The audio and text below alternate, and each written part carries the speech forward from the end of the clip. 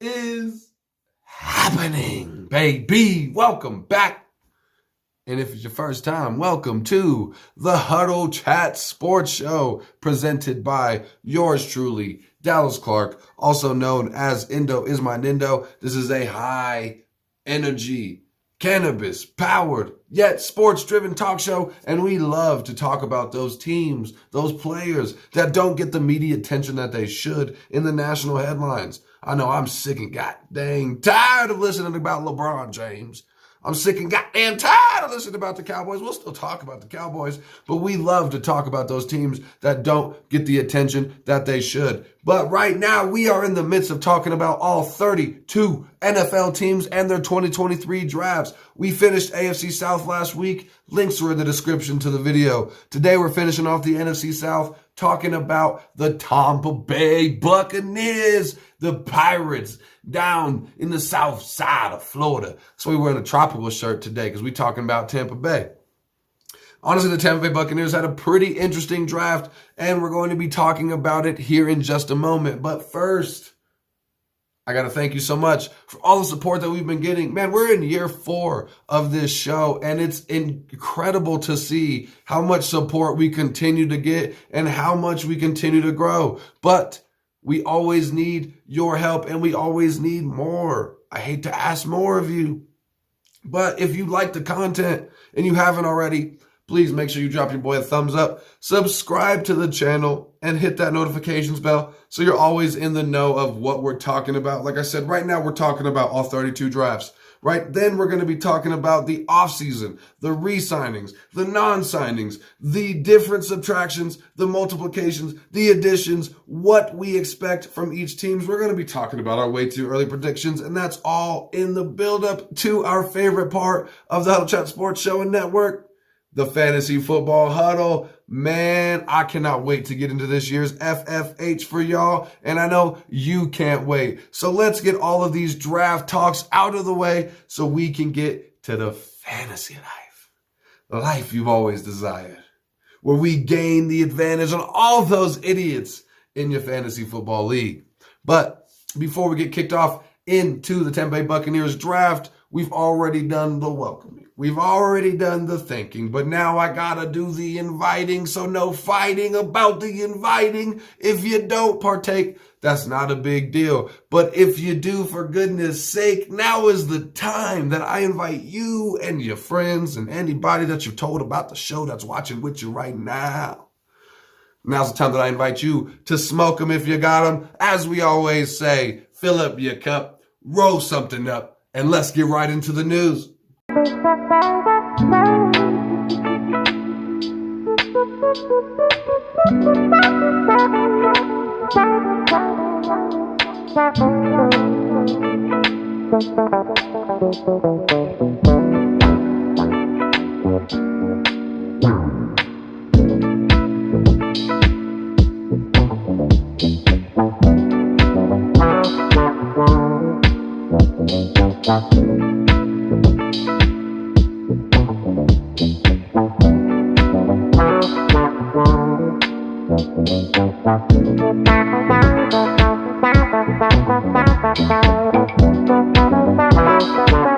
The first thing that you instantaneously notice when you look at the Tampa Bay Buccaneers draft picks this season, you're going to be talking about on first glance, they really added some beef, some size.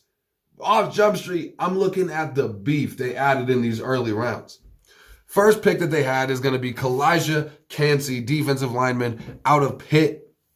He had an absolutely insane combine performance. You always talk about the combine winners and losers, the risers and fallers. He definitely was a riser after his combine performance. He gets to the ball. He gets to the quarterback. He's exactly everything you want. He's a dog when it comes to fighting in the trenches, finding that ball, finding that quarterback. His biggest drawback is his size. He's a little bit smaller than you would like, but as we love to say, with getting his man body, that is something that we may be able to bypass. He definitely went a little bit earlier than I thought. I thought he'd be a second round pick, a mid-second round pick. A steal in the third round. Definitely a little bit earlier than I thought he'd go. Nonetheless, a good pick by the Tampa Bay Buccaneers. I do like Kalijah Kancey and what he's going to bring to this defensive line that is full of veterans that are going to be needing to teach some youth and continue that foundation for a longer championship run after Tom Brady is gone. Next pick we're going to be talking about is going to be Cody Mauch, offensive tackle out of North Dakota State University, the home of Carson Wentz. If you don't remember, the biggest knock about this man is he's got the little arms. He got the little tiny Henry Cejudo arms. I mean, not as bad as Henry Cejudo. Of course, he's a full-grown man. I'm not saying Henry Cejudo is not a full-grown man.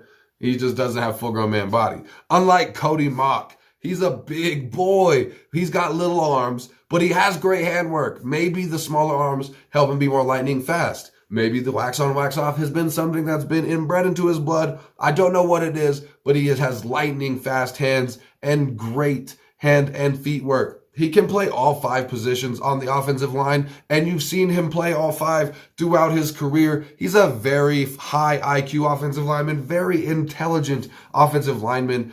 He's extremely aggressive as well, and is also an emotional leader. He's one of those that brings that energy out of the players around him, and sometimes that can be held against him, but if guided in the right direction, can be exactly what you want out of the captain of your offensive line, which is what I can see Cody Mauch growing into. He does need to improve in the passing game, but I do think that Cody Mauch is going to be a anchor for this offensive line coming out of Tampa Bay.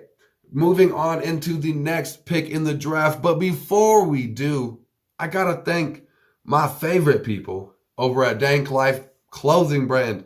They aren't just clothing, they do all kind of things like this amazing Tampa Bay Rays tumbler that we will be giving away. So let any Tampa Bay Rays fans you may know about the show. Also, we got the nice Kobe Bryant ones. We got the Huddle Chat Sports ones. We got all kinds of different stuff to give away. I can't wait to give it away to y'all, but I need your help. If you haven't yet, subscribe to the channel and tell a friend about the show. We're on a push to 100 subscribers. I think we're like 30 away at this point, dude. If you can help me get to 100, everybody that subscribed between 0 and 100 on this new channel is going to be getting double entries, 2 times entries into the giveaway by Danklyfe brand and the Huddle Chat Sports Show. And if you go right now, follow us on Facebook and on Twitter. That's an entry for each social media platform. So every Facebook follower, every Twitter follower, each get an entry. If you're a subscriber between now and 100, that's 2 times entries. So if you do everything that I just mentioned to you right now, that's 4 entries into the raffle. You're going to be getting entered into every single thing that we're giving away. So you're just only increasing your chances to get free gear. We're giving away customized stuff, comfortable stuff, everything good that we can get from Danklyfe brand. Thank y'all so much for Danklyfe. Thank y'all so much for supporting us. And if you haven't yet, make sure you drop a like on the video. Moving on to the draft pick. Moving on the third pick that the Tampa Bay Buccaneers had, we got Yaya Diaby. He's the edge rusher out of Louisville. He's extremely big body. He's got an NFL ready body.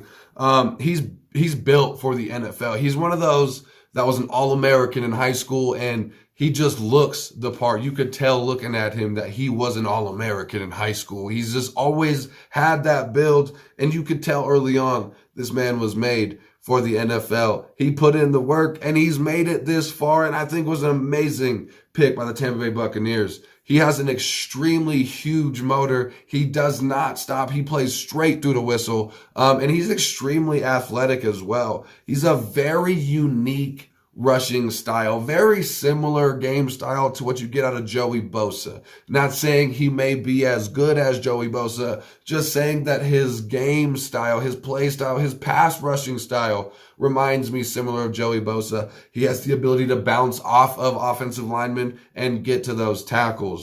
I definitely think Yaya is going to grow into a very key role for this Tampa Bay Buccaneers defense in the future. He may not be a day one starter, but he is going to be at least a role player, somebody they use on special teams, and he's going to grow into something nice for this Tampa Bay Buccaneers defense. Now, the next person they got. Linebacker out of Pitt. They picked up the phone and said, pass the Savassier. Savassier Davis, linebacker from Pitt. He's an undersized linebacker, but he's extremely aggressive. It probably comes with the name of Savassier. It just aggressiveness and Savassier, they kind of go hand in hand.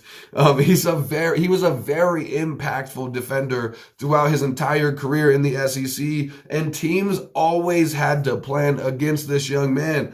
His hustle and effort, his energy, his motor, it makes up for his lack in size. He's one of those players that on tape, when you turn the tape on, he plays much bigger than he appears on the measurables. He also plays awesome in coverage, very similar to what one of my favorite players in the NFL, Darius Maniac the Shaq Leonard. He's going to be more of a nickel package linebacker, and he's going to have to earn his role, his way through special teams. He's somebody, because of his effort and his motor, you want him out on that special teams. So I see him this year making those impacts, making the most out of the time he's given, both on special teams and in as a role player on the defense, and eventually earning a starting spot. And this is not the last time that we talk about Savassier. Last pick that I want to talk about for the Tampa Bay Buccaneers is going to be, I think, their hidden gem in the draft. It's going to be Payne Durham, the tight end out of Purdue. He's got great size for a tight end,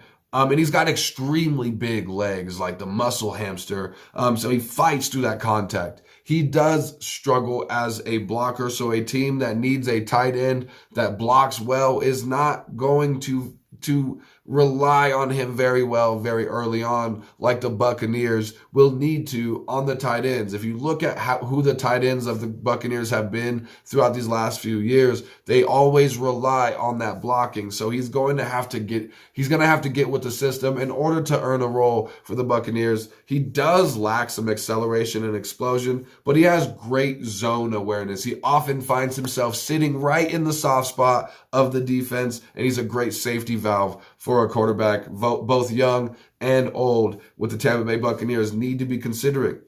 He's a role-playing tight end, I think, in the early parts of his career that's going to compete for a roster spot and hope to make an impact in the coming years and break into that starting lineup in the tight end. Like I said, he's not going to be a day one starter, and I think eventually next year he's going to be competing for a roster spot. All in all, talking about the Tampa Bay Buccaneers draft, there's not a ton of splash in their pick. I mean, you look at what they already are, how their roster is already built. They don't necessarily need a ton of splash. But the thing is that I think they have a lot of players that are going to need to do a little bit of growing. When you look at their draft picks this year, I do like Savassier. I do like Cody Mock. But like I said, a lot of even those two are going to need to do a little bit of growing and earn their way in. I don't think they're going to have a ton of instant impact. And for that reason, I'm going to be giving the Tampa Bay Buccaneers draft a solid B this season. I do think the Tampa Bay Buccaneers have a lot of hope for the future behind these young men, and I have a lot of hope that I'm going to see you on the next episode of the Huddle Chat Sports Show. We finished out the South Side, and we're going to be moving on next. We're talking about the NFC North. We're going to be talking about the AFC North. We're moving from the South Side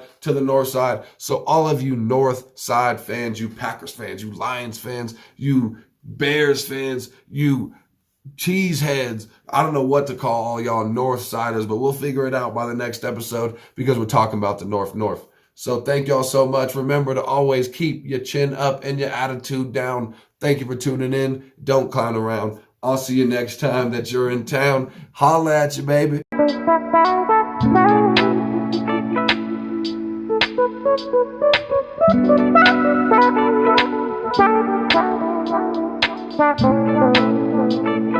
Thank